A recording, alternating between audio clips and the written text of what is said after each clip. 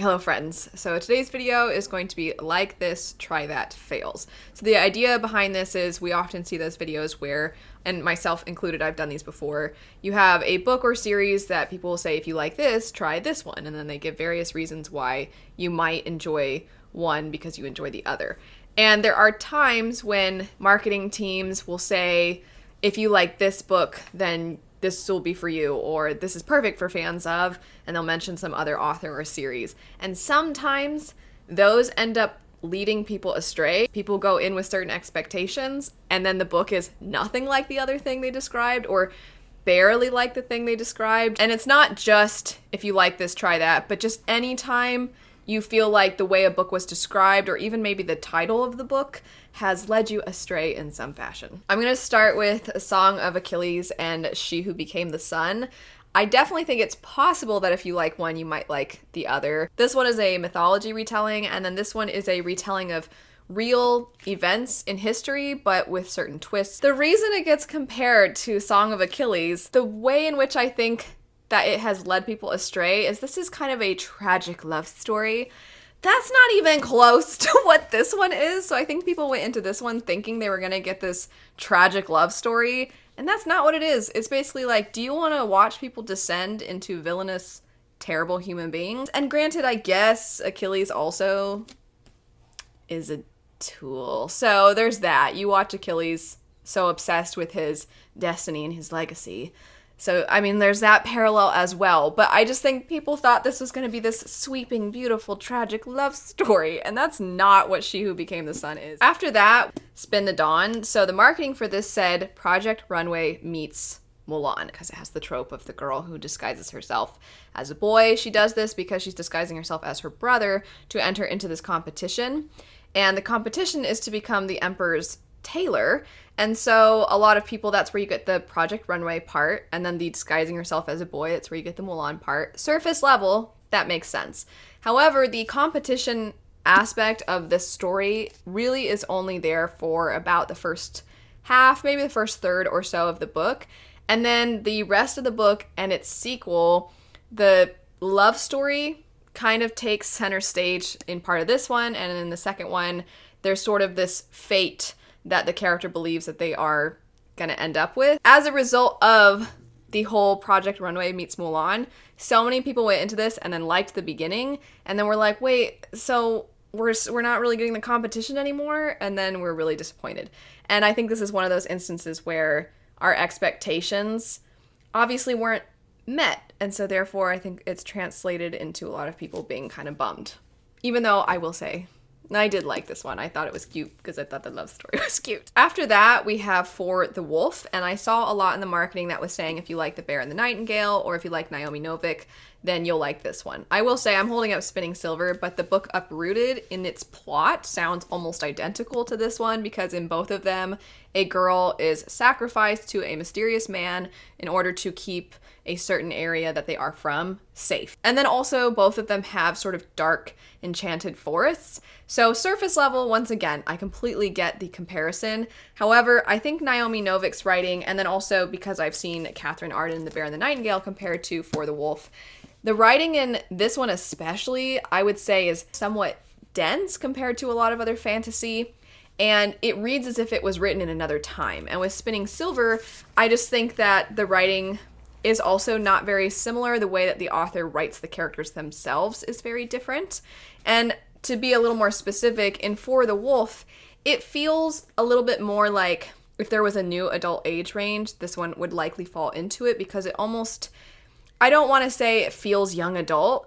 I just think more of the way young adult books are so connected to the characters, and you very quickly establish things, you get to the point very quickly, and there's a lot more to do with your feelings and things like that. That's not to say that there isn't a plot.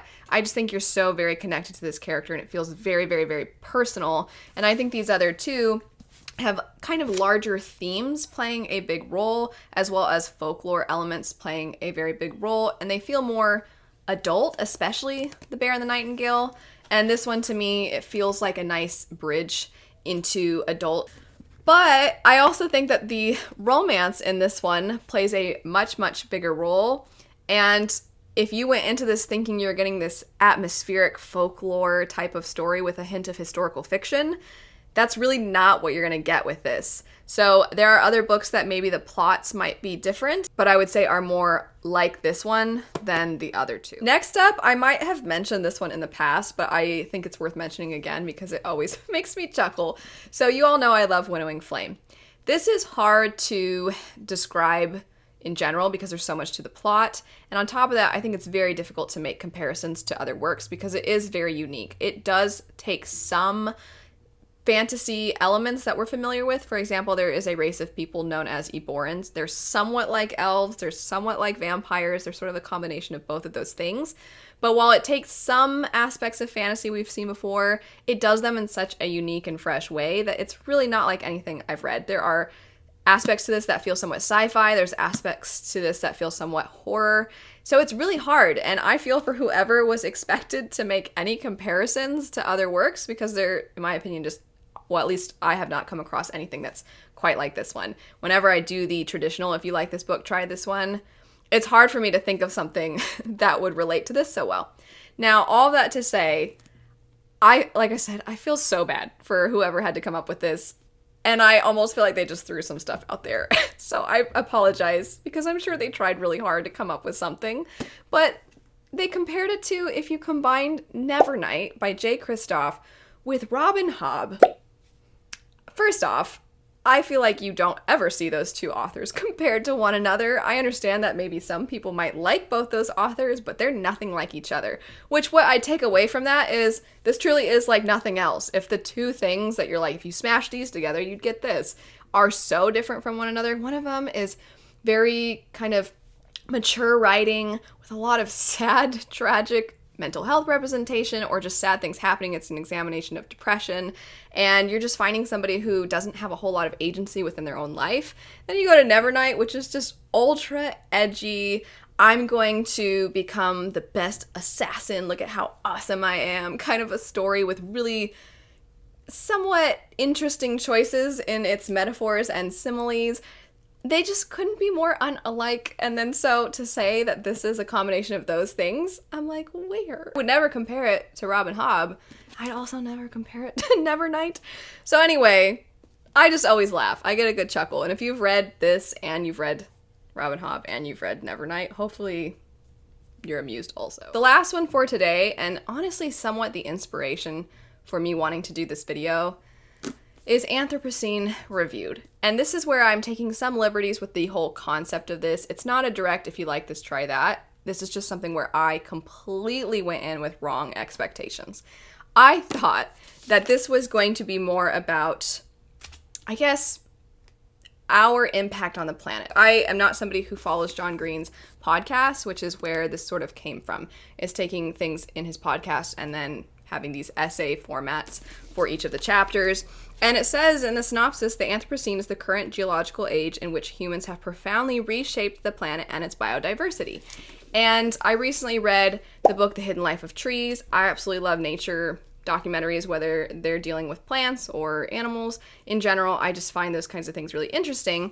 I picked this one up not too long after I went to the Redwoods because I thought, well, this would be a good one to pick up. It was Earth Day / Earth Week recently, and I was like, I'm gonna pick this one up. And, you know, I just think it should be called Essays with John Green because this is not really about our impact on the planet whatsoever. So to give a more specific example, at one point he talks about the Great Gatsby, and he's talking about how the Great Gatsby in its time wasn't very well received, but how it has become loved over time, what led to it becoming more popular, what themes now resonate with people, but then also how certain, there's this one sentence he references that technically is through the lens of this person at this time, and it's not actually even accurate and stuff. And I'm like, what does this have to do with the planet? And he also talks about the way that his son is young and still able to marvel at the little things in life. And so he's talking about human beings' ability to be in awe of something. And I'm like, once again, I thought this was going to be about the planet. And so I just feel like the title, Anthropocene Reviewed, mayhaps led me astray just a tiny bit. That's it for some if you like this, try that fails, and then in general, just any time that's something you've gone in with the wrong impressions of what you ended up actually getting. I would love to know what some other books are that you have seen compared to something that you love and you picked up and you're like, this is not anything like this, or something that you went in with completely inaccurate expectations, as I find it really fascinating and interesting to see. And I think it's just fun to examine how marketing can play such a big role, because it also makes me think, when I do see certain books, like with Spin the Dawn, for example, because so many people went into it thinking it was going to be one thing and then it wasn't quite that, I then wonder, is that reflected in the average rating? If people went in with more accurate expectations, would the average rating be higher because you're pulling in the people that it actually is going to appeal to? But anyway, let me know some books, like I said, that this has ended up being the case for you. I hope you enjoyed the video. I hope you have a great rest of your day, and I'll see you all later. Bye.